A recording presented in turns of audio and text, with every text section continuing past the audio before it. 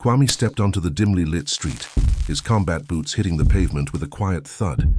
Tonight, he had organized a hunt for the snake girl who was taking over his streets. Ever since the snake girl appeared on the streets, Kwame's businesses had ground to a halt. His men were too scared to venture out to the street corners, and his loyal clients dared not be out after 7 p.m. This was a problem for Kwame, as his business thrived in the dark, in alleyways and beneath bridges. How dare she, he thought angrily. Time was money, and she was wasting his. Today will be the end of her, he resolved as he flicked his cigarette onto the street. His men were strategically positioned, eyes sharp, every shadow a potential hiding spot. Kwame moved silently, every sense attuned to the faintest noise, the trigger they all awaited. Then it came, the sharp crack of a gunshot slicing through the night. Kwame smiled. She was here. Without hesitating, Kwame ran toward the noise. More gunshots followed, and he heard the sharp screech of the serpent. This creature is incredibly fast, Kwame thought, adrenaline surging through his veins. He didn't have to wait long for his encounter. The beast, a monstrous snake, slithered rapidly into his alley, its eyes locking onto his. Time seemed to slow as Kwame raised his gun, but his fingers froze, unable to pull the trigger. It wasn't fear that seized him, but an overwhelming rush of awe and confusion.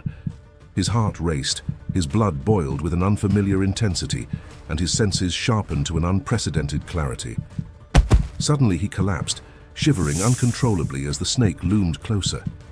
In that moment, beneath the cold gaze of the creature, a hunter was truly born, a hunter much like one who had walked this earth centuries ago, an ancestor of Kwame.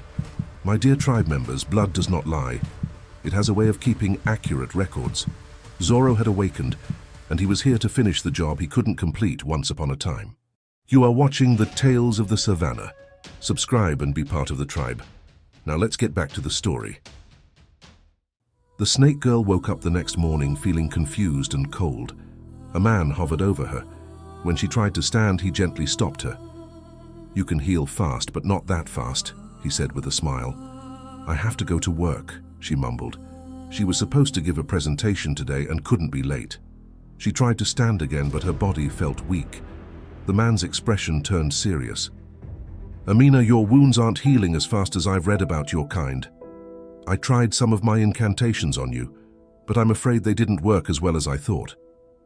Considering your nature, I thought you wouldn't want to go to a hospital. No, Amina replied quickly. Her mind flashed back to the events of last night. She remembered hovering over a man who had collapsed in front of her. She had studied him for a bit, unable to understand why she felt fear toward him in such a weakened state. The man was convulsing before her eyes. It was as if she knew him. Then a bullet hit her side, and here she was, not exactly sure of her location. There is a place we can go where you can get help, Dr. Kofi broke the silence. My mother lives in a different city, a day's travel by road, she replied. Maybe leaving the city for a while was a good idea. No, I meant other snake people like yourself. That's what they call them in the books, Dr. Kofi clarified. What? Her eyes widened in surprise.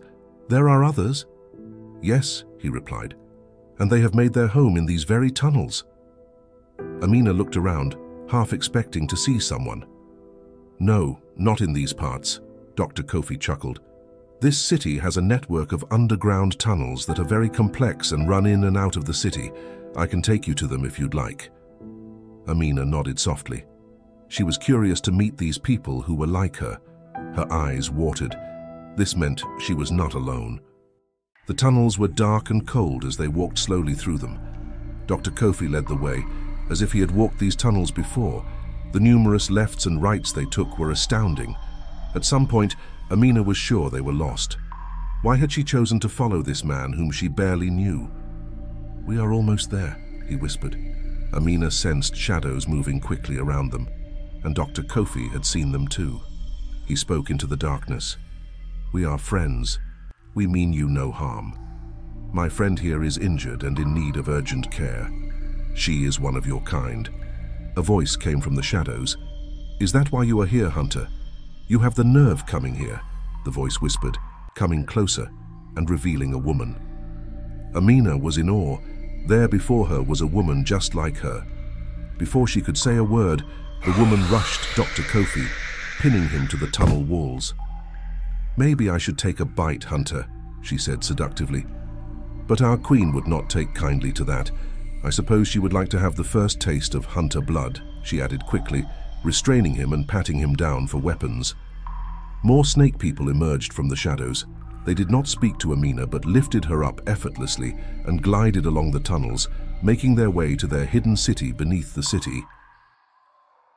Amina felt her senses sharpen as she knelt before a woman seated on a throne made of skulls. It felt like something out of a medieval movie. The queen began to speak, and the room fell silent. "One of our own working with a hunter is a tale only found once in our history books. Hunter Sia and Snake Girl Palesa," said the queen.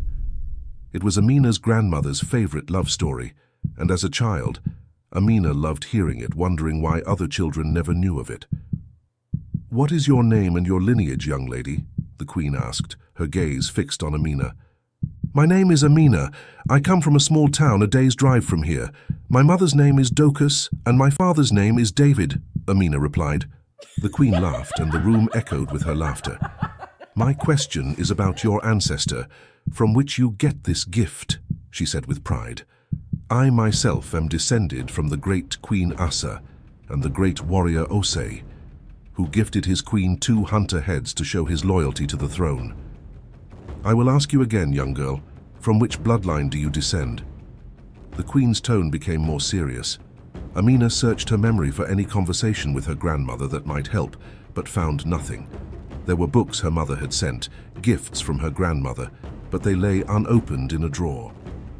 "I do not know," she replied. "Speak up, girl," the queen hissed impatiently.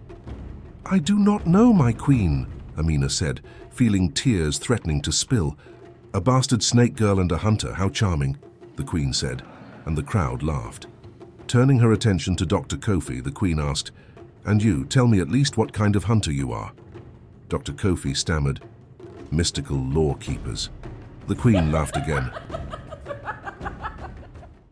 Mystical law keepers were individuals deeply versed in ancient texts and mystical knowledge. They studied ancient manuscripts, decoding the secrets within to understand the mysteries of serpent creatures. They were the least violent of the hunters and led with logic rather than sheer brute force. But make no mistake, they were as deadly as any hunter from any sect, and even more so because of their wide knowledge of serpent people. The queen knew it. "Take them away, I will make my judgment on their fate tonight," the queen declared. Dr. Kofi was taken to a holding cell and Amina was led to the healers, where she received medical attention. Meanwhile, Kwame woke up from his fever. What had happened to him? He remembered looking into the eyes of that serpent and being overcome by an overwhelming feeling he couldn't place. "Boss, I'm glad you're awake," said one of his men. "There is an urgent issue that—" "Not now," Kwame interrupted, rushing out of his room.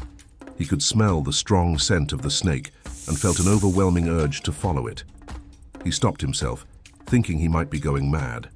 The scent was too strong, overwhelming his senses. He had to see Baba, a great healer who had helped him over the years. This felt spiritual. Baba ran a small veterinary clinic downtown.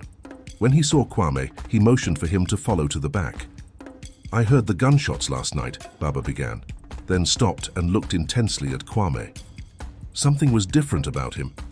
"My child, what happened last night?" he asked.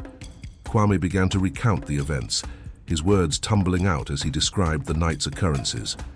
Baba listened intently, his expression shifting as realization dawned on him. "You are a hunter, Kwame," Baba said, piecing it together. "What are you saying?" Kwame asked, confused. "You belong to an ancient bloodline, the original hunters of the snake people," Baba explained. Kwame felt even more confused. Baba smiled with fascination. "Your people are legends, only whispered about but always out of reach." "How do I find these people?" Kwame asked. "I can point you in the general direction of where they can be found, but once you are there, do not approach them. They will approach you," Baba advised. Later that day, Kwame was in his car, heading out of the city. He was relieved to leave, as the scent of the snake girl was sweet and drawing him into the tunnels like a siren's call. As he drove, he wondered who the hunters were and what this whole snake business was about. He had no idea that his journey had just begun and the changes ahead would alter his life forever. And that, my dear tribe members, is the end of the second episode of Amina the Snake Girl. I hope your questions from the last episode were answered in this episode. If you haven't already, please check out our Snake Island series to better understand the world of the snake people and their sworn enemies, the hunters. Please share your thoughts and predictions in the comment section below. And as always, thank you for watching our story, and we hope you enjoyed it. What lessons did you draw from this story? Share your thoughts with us in the comments below. Don't forget to subscribe and be part of the tribe. Thank you for watching The Tales of the Savannah. We will see you next time in the Savannah.